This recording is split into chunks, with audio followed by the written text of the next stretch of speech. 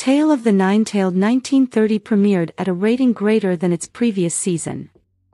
Looks like this new season is going to be more successful than the previous season as fans of the series soak up the comedy, beautiful sceneries, and the tale.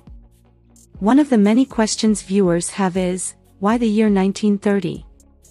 I'll explain why in this video. If you recall, the ending of the previous season left most viewers confused as Lee Yeon, who was human at the end of the series, eyes turned red as he tracked down a Samjae. After he sacrificed himself for mankind, his brother Lee Rang sacrificed himself to bring him back from the dead. This, in turn, made Lee Yeon's wish of becoming human into reality. So his eyes turning red like that of a fox at the end of the season, confused some fans. Most wondered if he really became human or not. This new season explained what had happened.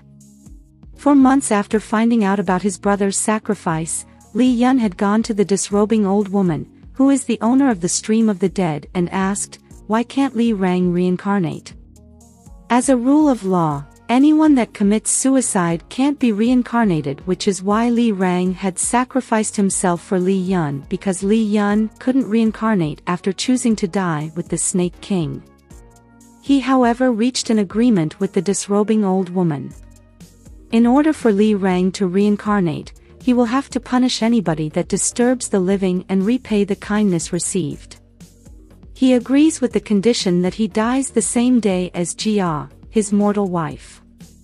This was the reason he was seen hunting the Samjae at the end of the last episode. As for the reason his eyes turned red, it could either be because of the lunar eclipse that night or as a result of his new term with the disrobing old woman. This night was the catalyst of his journey to 1930. His eyes weren't the only thing that turned red that night. A masked uninvited guest had slipped into the afterlife immigration office and stolen the guardian stone on its roof. A precious stone made by the King of the Dead to protect the portal between the living and the dead. The stone was kept on the roof as it marks the boundary of the Stream of the Dead. This caused a disaster at the Stream of the Dead as the boundary between the dead and the living was altered and evil spirits flocked in.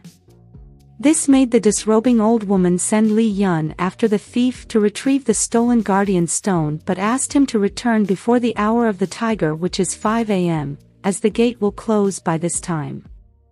However, this was no coincidence. The thief is none other than So-Yeon, a former mountain god of the east, who was once a friend to Lee Yeon and Lee Rang. He had used the lunar eclipse, which is the only time immortals can travel through time, to steal the guardian stone in order to drag Lee Yeon back to 1938. He did this because of his grudge against Lee Yeon. He believes that Lee Yeon had killed his brother. He wants him back in 1938 so that he will not only lose everything dear to him in the present, like his wife, but to also watch all those dear to him destroyed in 1938. In order to succeed in keeping him in 1938, he stabs Lee Rang, which forces Lee Yeon into finding a way to save him. This made Lee Yeon miss the gate of time as the hour of the tiger passed before he could save Lee Rang. He is now stuck in 1938 and will have to wait for the next lunar eclipse, which will occur in 29 days before he can return to the present and his beloved, Jia.